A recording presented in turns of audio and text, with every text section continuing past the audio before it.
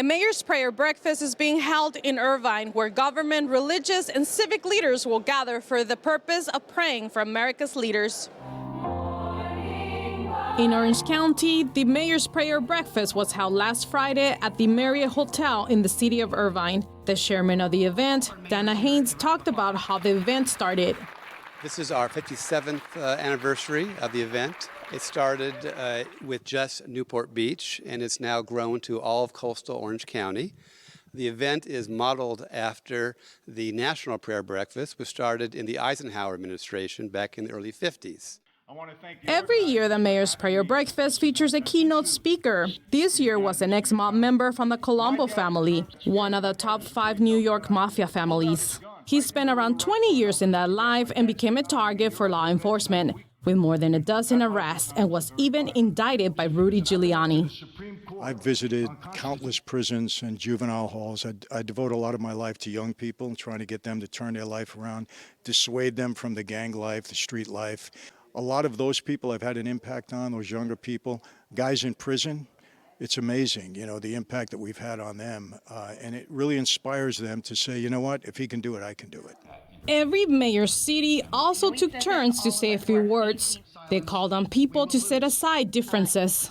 We see these days, it's easy to point fingers at people, point out their faults, but it's not easy to collaborate and work together. And that's the real job that's done in leadership. It does show that when we come together as one body and that we focus on helping and supporting each other, we are stronger together. One commonality among the mayors was how they took pride in their city. It's a city of inclusion.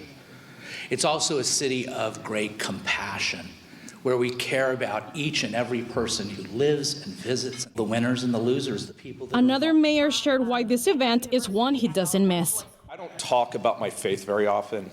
This is the one exception I make every year when I come to this event. It's something I hold very close, and as an elected official, you don't have many things that you can do that with. Others acknowledge that there is a need for the government to not infringe on people's rights.